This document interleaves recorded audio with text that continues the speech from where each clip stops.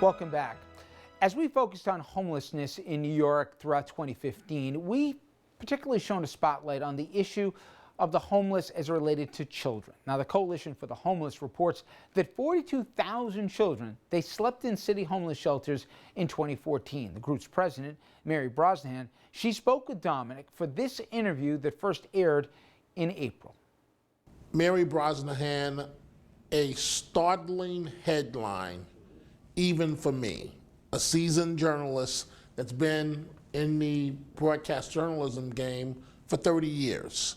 Is it accurate that a record high 42,000 children, kids, slept in a city homeless shelter last year?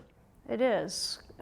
It's absolutely shocking. So you think 43,000 different boys and girls went through the municipal shelter system last year.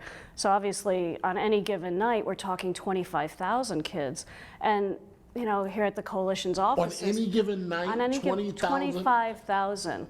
And so in shelters? Are sleeping tonight in New York City shelters. So you think 25,000 boys and girls. And the other reason why we took another cut at this to say, you know, that the 1 in 73 families or 1 in 46 kids, you start realizing, I do, as I'm moving around the city, I'm probably walking by some of these kids. You know, they're not sitting there holding a cup or begging, they're just trying to get to school and get back. So it is shocking, especially when you consider the toll that it's taking on those young lives. So this dire housing crisis is hitting children the hardest, and the African American community? Well, children and Black and Latino children in particular. So, you know, again, I guess our perception is our reality. So as you walk around or take the subways, you know, you see increased numbers of men and women who are marginalized single adults. But what we don't see is that 2/3 of the people sleeping tonight in New York City shelters are families with kids.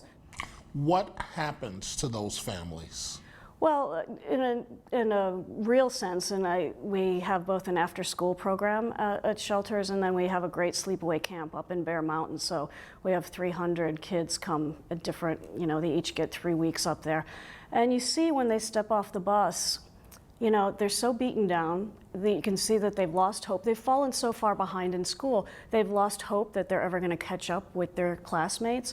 And you know, we serve them lunch when they arrive, and you see a lot of kids stuffing food in their pockets because they're not sure, just from their experience, they're not confident that there's going to be another meal. So a lot of the process at camp is assuring them, yes, there'll be as much food as you want, and you can be kids here. You can laugh, you can play, and we're going to help you catch up to grade level with your studies. And so when they leave, they're crying when they step off the bus, they're crying when they get back on, but for a different reason because they don't want to leave. So it's a very long-winded way of saying that it's robbing these kids of their childhood and any hope of, you know, academically achieving what they should. Income inequality, low wages, and lack of affordable housing. Are they the clear drivers, if you will, of homelessness? Absolutely. So, you know, just what you articulated, we're used to hearing about people on the street who may have mental illness or co-occurring substance abuse or alcohol problems. These moms and kids are almost universally homeless because they can't afford housing. So they've made do, they've doubled, they've tripled up, and then when those arrangements fall through, they have no place else to turn.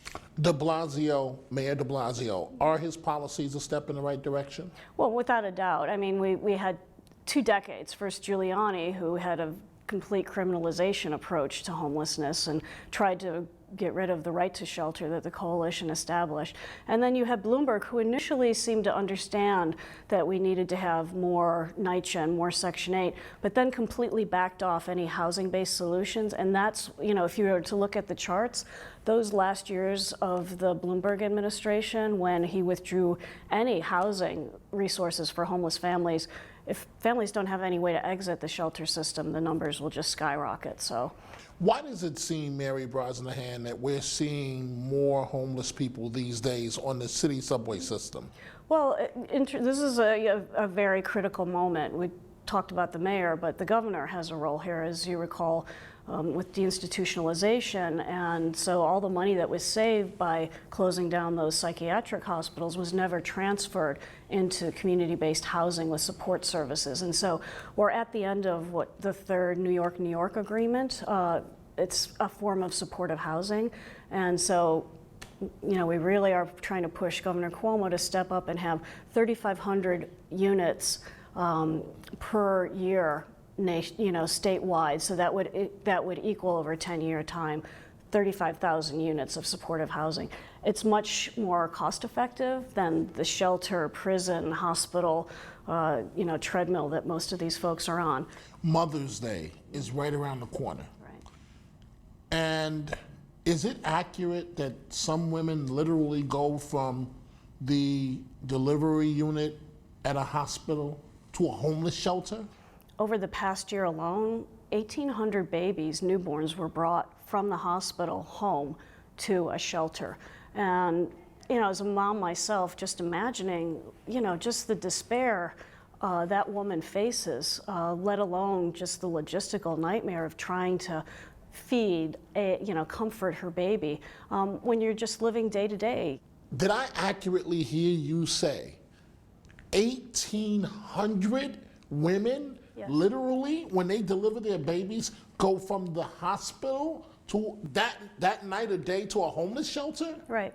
And, I'll say that not all shelters are horrible places. You have the ones that are run by nonprofits, the tier 2s, but sadly, that's the minority. Mary Brosnahan, why do you do what you do? Dominic, I think I was drawn to this issue because it's so solvable.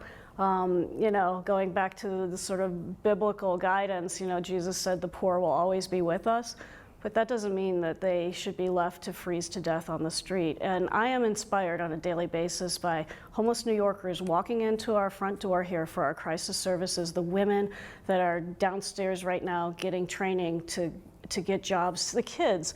I mean, you meet these, I have a young son myself, you meet these kids and there's so much potential there and they'll just steal your heart. You go up to camp. When I get down on this work or get depressed, I just go up to camp and sit on the dock and the kid comes up and sits down next to you and puts their arm around you. That's what it's all about. Those kids have the same dreams that your children and my child have. And so, besides working with the greatest staff in the world, that's why I do what I do.